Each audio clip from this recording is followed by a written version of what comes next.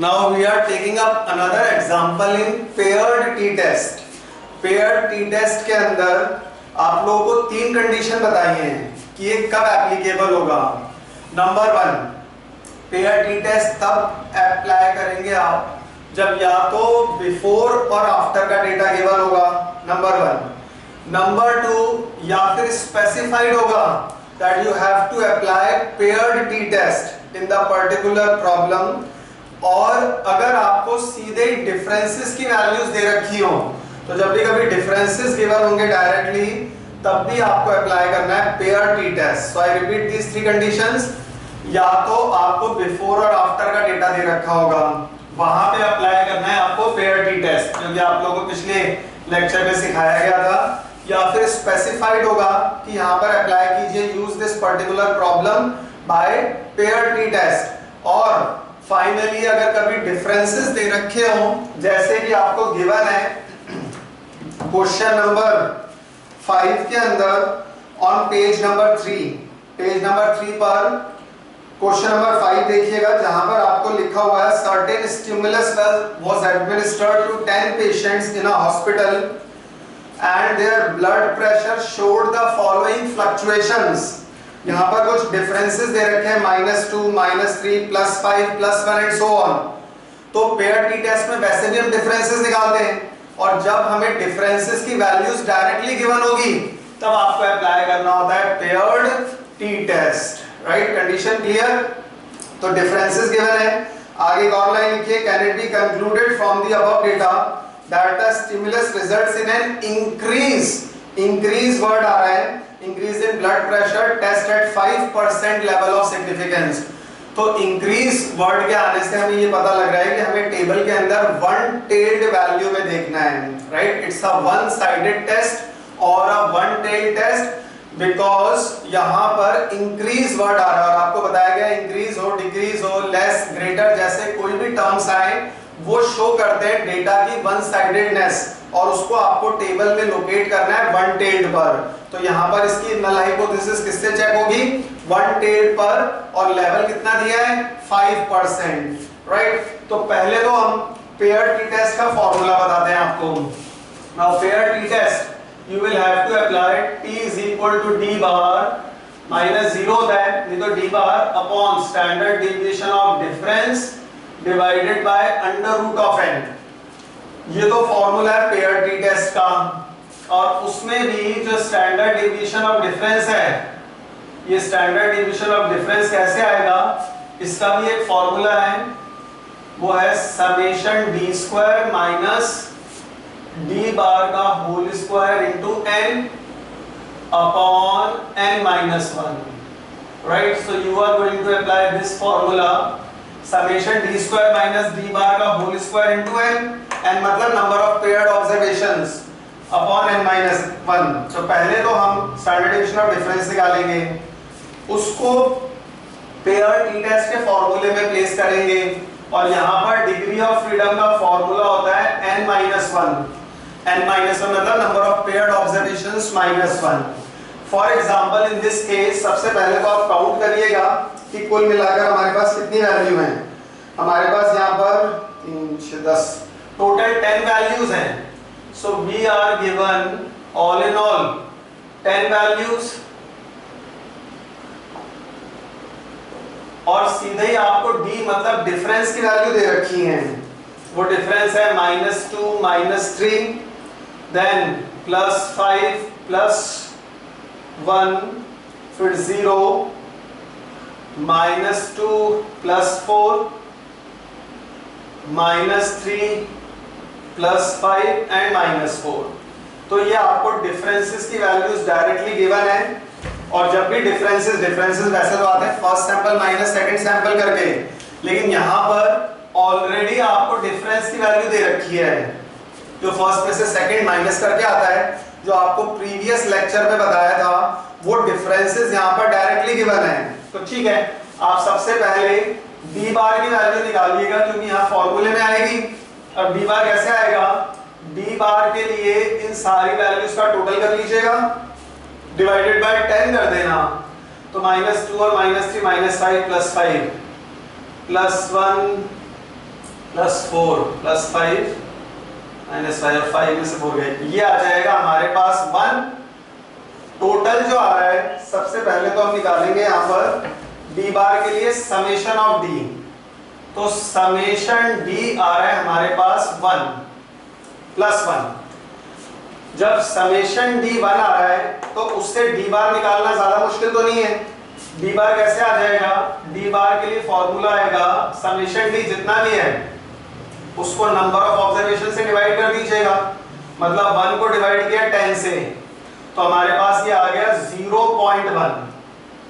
तो डी बार जो यहाँ पर प्लेस होगा उसकी वैल्यू आ रही है 0.1। कैसे आई, डी की सारी वैल्यूज का टोटल किया और टोटल को नंबर ऑफ ऑब्जर्वेशन से डिवाइड कर लेना, वो आ जाएगा, टोटल तो आ रहा था 1, नंबर ऑफ ऑब्जर्वेशन है 10, 1 डिवाइडेड बाय 10 किया तो ये तो आ गया 0.1।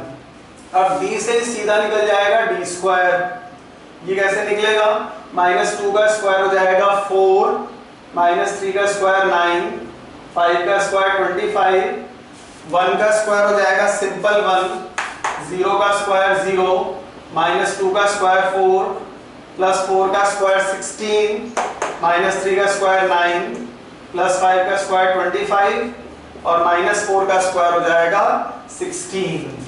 अब आप अपने अपने कैलकुलेटर्स का यूज कीजिएगा और इसका टोटल कर लीजिए, तो 4 और 9 13 और 25 38 39 43 49 59 68 73 93 99 109। जो समेशन डी स्क्वायर आ रहा है वो आ रहा है 109, राइट। चेक कर लीजिएगा एक बार,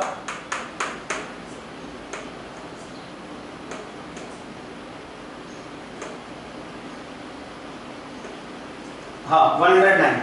तो समेशन डी स्क्वायर भी आ गया और डी बार भी आ गया। अब इनकी वैल्यूज पहले तो हम प्लेस करते हैं अपने इस मेन फॉर्मूले में, राइट, जो कि था हमारा स्टैंडर्ड डिवीजन ऑफ डिफरेंस का। कैसे प्लेस करेंगे, समेशन डी स्क्वायर आया है हमारे पास 109, समेशन डी स्क्वायर की जगह तो रख दिया 109। डी बार आया था 0.1, राइट। डी बार जो हमारी वैल्यू थी वो थी 0.1, इसका स्क्वायर करिएगा और इसको बाहर वाले 10 से मल्टीप्लाई कर देना अपॉन n-1 अपॉन 10-1। अब ये सॉल्व करेंगे आप, डी बार ये ध्यान रखिएगा, डी बार था हमारे पास 1/10 यानी कि 0.1, 0.1 को 0.1 से मल्टीप्लाई करिएगा, मतलब स्क्वायर करना है हमें 0.1 का स्क्वायर और उसको बाहर वाले 10 से मल्टीप्लाई कर देना, तो ये आ जाएगा 109 माइनस 0.1 अपॉन 9। अब इसको पूरे को सॉल्व कर देते हैं, 109 माइनस 0.1 108.9 डिवाइडेड बाय 9, 12.1 का अंडर रूट कर दिया, ये आ जाएगा हमारे पास 3.4785। ये तो आ गया स्टैंडर्ड डेविएशन ऑफ डिफरेंस।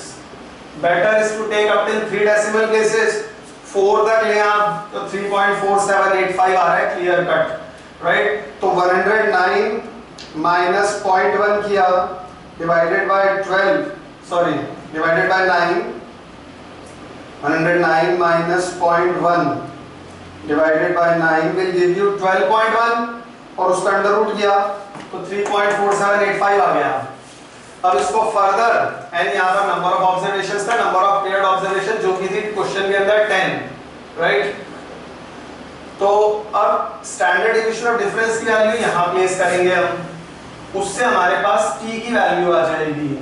तो d बार ये तो आया था 0.1, ये 0.1 यहाँ प्लेस कर दिया हमने upon standard deviation of difference upon under root n। Standard deviation of difference आया था हमारे पास 3.4785 अपॉन अंडर रूट ऑफ 10। अब आप इस पूरे को सॉल्व कर देंगे तो हमारे पास आ जाएगी t की कैलकुलेटेड वैल्यू, उसको कंपेयर करेंगे हम टेबल वैल्यू से। तो सबसे पहले तो अंडर रूट ऑफ 10 कर लेते हैं, 10 का अंडर रूट किया, ये आ जाएगा 0.1 अपॉन 3.4785 अपॉन 3.162, आगे 27 है तो 3 कर दिया राउंड ऑफ करके। अब पहले तो 10 का अंडर रूट लिया हमने, अब 3.4785 को डिवाइड कर देंगे 3.1623 से, तो t की वैल्यू 0.1 अभी तक न्यूमरेटर में ही है, यहां हम 3.4785 इसको डिवाइड कर रहे हैं 3.1623 से, तो ये हो जाएगा 1.0999, राइट, 999 आता जा रहा है। अब हम 0.1 को डिवाइड कर देंगे 1.0999 से, तो राउंड ऑफ करके ये वाली वैल्यू आ रही है हमारे पास 0.0909, राइट, ये तो आ रही है हमारी कैलकुलेटेड वैल्यू। इसको अगर आप 3 डेसिमल तक लिखना चाहें तो लास्ट में 0.091 भी लिख सकते हैं, और 0.0909 भी लिखा, that is also perfect, right. तो 0.091 लिख लें या 0.0909, 4 डेसिमल बेस तक लिखना चाहें तो 0.0909 आ जाएगा। ये आई है टी की कैलकुलेटेड वैल्यू।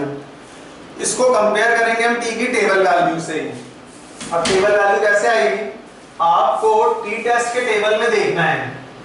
टी टेस्ट के टेबल में इधर लेफ्ट हैंड कॉर्नर पे डिग्री ऑफ फ्रीडम का फॉर्मूला बताया था आपको, n-1, राइट। n-1 मतलब पेयर्ड ऑब्जर्वेशंस जितनी भी है -1, यहाँ पर नंबर ऑफ पेयर्ड ऑब्जर्वेशंस है 10, तो 10 - 1 कितना हो गया 9, तो डिग्री ऑफ फ्रीडम तो आ गया हमारे पास 9। तो आपको 9 के सामने और लेवल इस क्वेश्चन की लास्ट लाइन में बोला था 5% मतलब 0.05 के नीचे देखना है, और वो भी किसमें, इंक्रीज वर्ड था तो 1 टेल्ड वाली रो में देखना है। डिग्री ऑफ फ्रीडम 9 के सामने और 0.05 के नीचे। So open up your t test tables, और उसमें 5 के सामने यानी 9 के सामने और 0.05 के नीचे देगा 1 टेल्ड वाली रो में, तो वैल्यू आएगी 1.833, राइट। ये कैसे देखना है, इसका एक ओवरव्यू बता देते हैं आपको,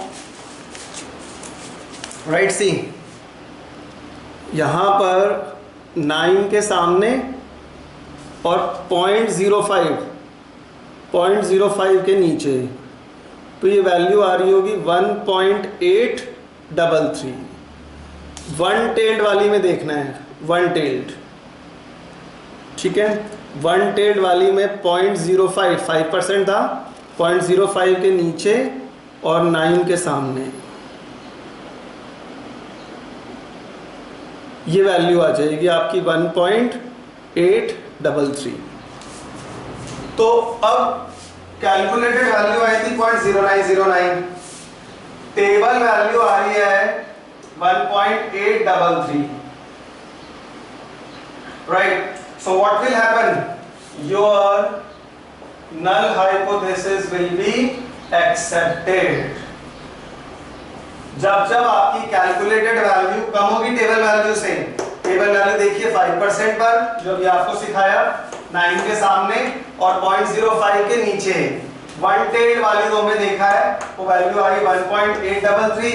Now since the calculated value is less than table value at 5%, your null hypothesis will be accepted. तो पेयर टी टेस्ट की तीनों कंडीशन याद रखिएगा, या तो स्पेसिफाइड होगा कि पेयर टी टेस्ट अप्लाई करिए, या फिर बिफोर और आफ्टर का डेटा गिवन होगा, या फिर डिफरेंसेस गिवन होंगे, and this is how you will have to apply paired t test.